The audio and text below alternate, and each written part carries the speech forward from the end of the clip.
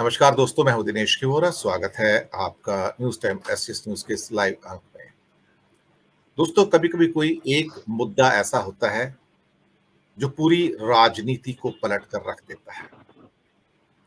आपको याद होगा 1990-91 में एक चुनाव था और कांग्रेस बुरी तरह से हार रही थी।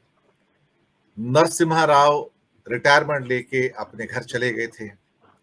पर कहते हैं ना कि भाग्य को कभी-कभी कुछ और मंजूर होता है।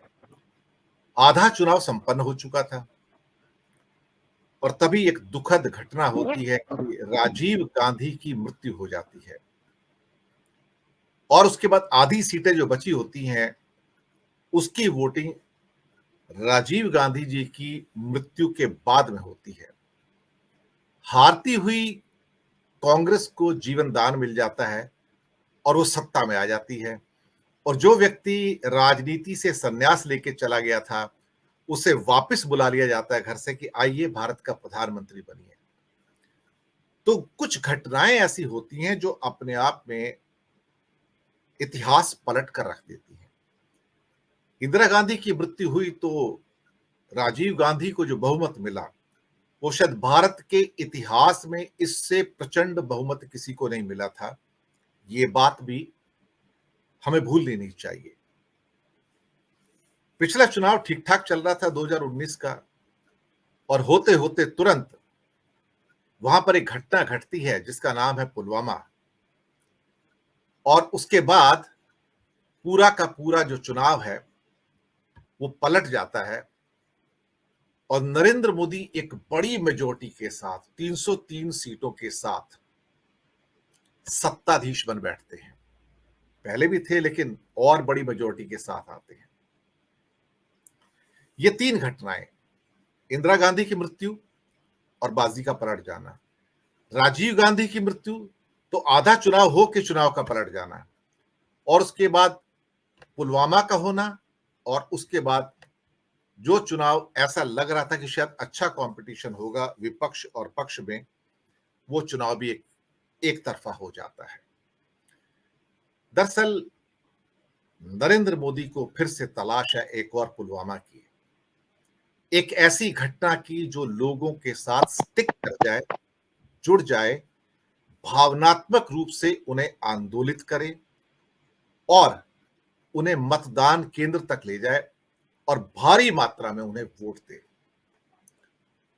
पर कहते हैं इतिहास अपने आप को दोहराता तो है, पर पिछले कुछ वर्षों में कुछ बदलाव ऐसे हुए हैं टेक्नोलॉजी के कि जहां भारतीय जनमानस के साथ कोई भी एक मुद्दा लंबे समय तक टिक नहीं रहा है।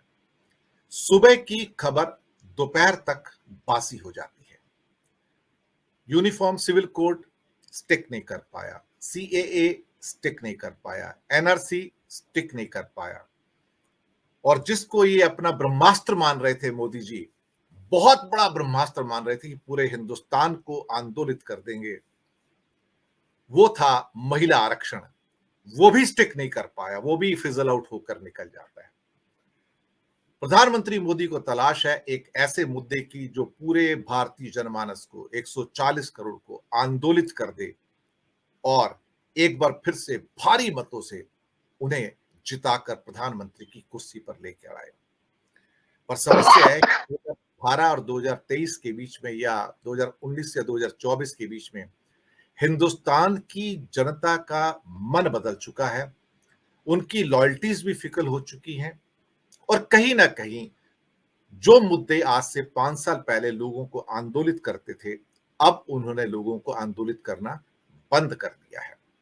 शायद लोग अब इतने इमोशनल भी नहीं हैं, थोड़े से हार्डकोर भी हैं और अपनी अपनी जो पार्टी उसको स्टिक तो करते हैं, लेकिन फिलहाल कोई ऐसा एक बड़ा इशू निकल कर आता हुआ नजर नहीं आता है जिसको कि मोदी जी लेकर आए और चुनाव को स्वीप करके चले जाएं। पर उन्हें वास्तव में चाहिए एक पुलवामा कांड जैसा मुद्दा जो उनको नीचे से एक जैक लगा के विक्ट्री दे दे। इस विषय पर बात करने के लिए जो विद्वान आज हमारे साथ मौजूद हैं, गुजरात से राजेश ठाकर जी, प्रोफेसर अखिल स्वामी दिल्ली से, नेहा शुक्ला चंडीगढ़ से और हेमंत कुमार जी भी दिल्ली से, आप सबका बहुत बहुत स्वागत है।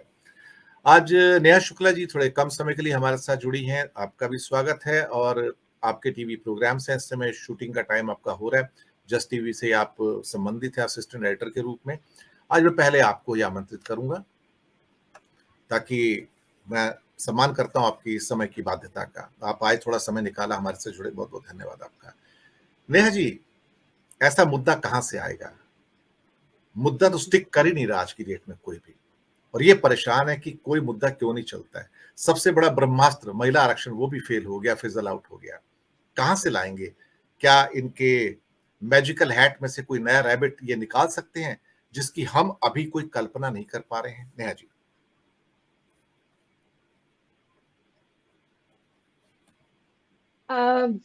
अभी एक मुद्दा जो मैं डिस्कस करके हटी हूँ आज शो के दौरान, वो था कतर में जिन 8 पूर्व नौसैनिकों को फांसी हुई है, उस पर एक इस तरह की मीडिया रिपोर्ट्स आई हैं सर, जिसमें कि भारत की जो कानूनी अपील है उसे नकार दिए जाने की, ठुकरा दिए जाने की बात हो रही थी। हालांकि जो इंडियन गवर्नमेंट है उसने कहा है कि इसमें कोई सच्चाई नहीं है और अटकलों पर ध्यान नहीं दिया जाए, संवेदनशील प्रकृति का ये मसला है, इसलिए हमारी जो कानूनी प्रक्रिया है वो जारी है।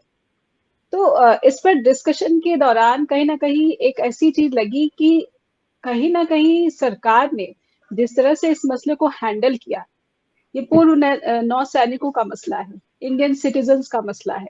जिस तरीके से पिछले साल अगस्त में ये मसला सामने आया, उसके बाद कितना काउंसलर एक्सेस मिल पाया या कितनी सक्रियता जो है हमारे जो विदेश विभाग के अधिकारी है उन्होंने दिखाई, और अब जाकर जब मौत की सजा मिल गई है और सब जो हमारी फॉरेन मिनिस्ट्री है उसने शॉक भी अपने आप को जताया कि हम तो हैरत में हैं कि ऐसा कैसे हो सकता है, लेकिन हम सारे सारे चैनल्स का इस्तेमाल करेंगे और अपने लोगों को वापस लेकर आएंगे, इस तरह के दावे किए जा रहे हैं। कहीं ना कहीं ये जो मसला है इस पे नजर सबकी बनी हुई है, क्योंकि एक इंडियन सिटीजन्स का मसला, इसको ऐसे देख सकते हैं कि ये पूरे किसी भी राज्य में जो सिटीजन है, जो भारतीय है, वो चाहेगा, इंक्लूडिंग जो एनआरआईज है। मैं जिस चैनल के लिए काम करती हूँ, जो जितने भी हमारे जो प्रवासी भारतीय हैं, उनके भी जहन में कहीं ना कहीं जो इस तरह के जो मसले होते हैं, जो मामले होते हैं, वो थोड़ा सा इमोशनल एंगल वाले होते हैं। तो पहले की जो लापरवाही है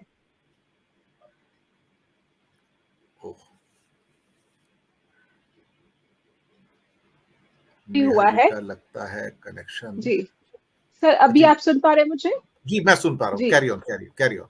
तो पिछले 2 हफ्तों में 2 बार काउंसलर एक्सेस की बात मिनिस्ट्री की तरफ से सामने आई है।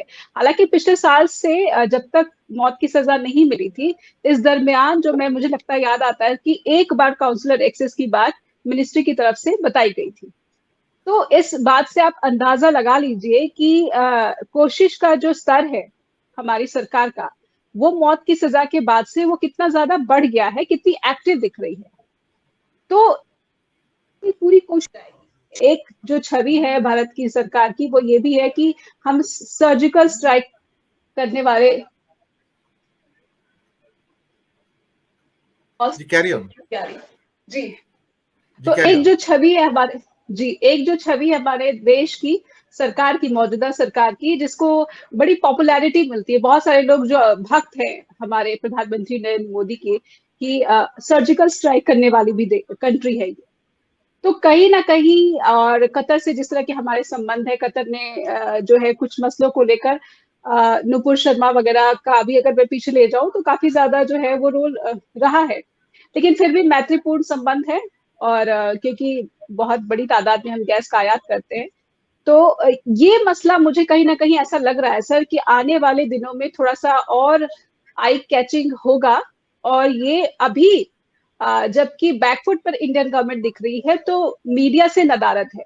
लेकिन जैसे जैसे ये मसला आगे बढ़ेगा, क्योंकि दीपक मित्तल जो कि बड़े ही काबिल आईएफएस ऑफिसर है और सीधे सीधे प्रधानमंत्री कार्यालय में कार्यरत है, उनको ये जिम्मेदारी सौंपी गई है।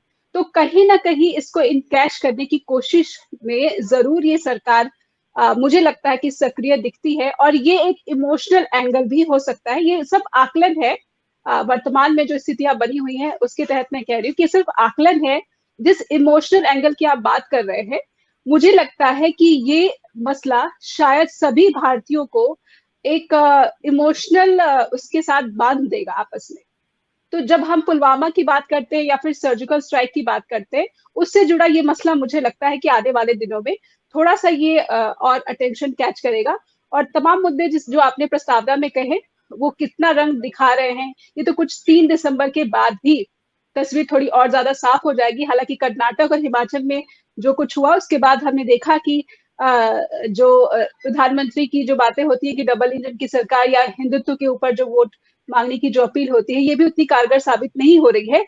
लेकिन ये इमोशनल एंगल इस मसले को ज़रूर मुझे लगता है कि महत्वपूर्ण है। जी सर। यानी एक आपके जाने से पहले एक सवाल और है, क्या पीओके के अंदर कोई हलचल हो सकती है, करवाई जा सकती है, जो लोगों को या उनका ध्यान आकर्षित करे, इमोशनली एक बॉन्डिंग पैदा करे? क्योंकि राजनाथ सिंह के 2-3 बार स्टेटमेंट आए पिछले 1 डेढ़ साल में कि हम कभी भी सीमा पार कर सकते हैं, लोग तैयार रहें। इस किस्म के जो रेटोरिक्स हैं, वो क्या 3 दिसंबर के बाद, क्योंकि हमारे पास 3 महीने हैं उसके बाद, दिसंबर, जनवरी, फरवरी, इन 3 महीनों में बहुत कुछ घट सकता है और ये सरकार इन 3 महीनों में किसी भी सीमा तक जा सकती है चुनाव जीतने के लिए। जी।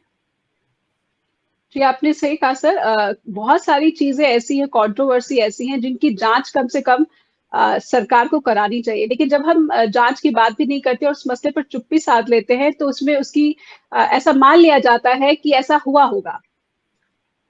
तो इस बात से इनकार नहीं किया जाता, लेकिन मैं आपका ध्यान उस तरफ आकर्षित करना चाहती हूँ कि जम्मू कश्मीर में कैसे जब से धारा 370 हटा दी गई, विशेष राज्य का जो दर्जा है वो हटा लिया गया, उसके बाद आपको शहला रशीद शायद नाम है उनका, जी, जी, या जी। शहला, जी, जी। शैला रशीदी है। वो जी, और उनका एएनआई में जिस तरह से इंटरव्यू आना, आप आगे बढ़ते जाइए, आप कड़ियाँ जोड़ते रहिएगा। बहुत कुछ मुझे लगता है कि समय से पहले बोलना उचित भी नहीं होता है। लेकिन वो जो दावे कर रही है और प्रधानमंत्री नरेंद्र मोदी, अमित शाह के तारीफों में जिस तरह से कसीदे पढ़ रही हैं, कहीं न कहीं हम सबको जो है चौकन्ना रहना चाहिए कि कुछ ऐसा ना हो। हम यही चाहेंगे कि जो भारतीय लोकतंत्र है, उसमें लोगों की आस्था बनी रहे। और लेकिन जो वर्तमान सरकार है, इसके ऊपर इतने गंभीर आरोप लगे हैं, इतने गंभीर मामले सामने आ चुके हैं। कोई गवर्नर अगर पूर्व गवर्नर जो सरकार में शामिल रहता है और सीधे-सीधे गृह मंत्रालय पर आरोप लगाता है, रक्षा मंत्रालय पर आरोप लगाता है और उसकी जाँच ना हो या फिर उसका संज्ञान ना लिया जाए, तो आप समझ सकते हैं कि मामला कितना संजीदा है। लेकिन हाँ, चौकन्ना रहने की ज़रूरत है। Yes sir.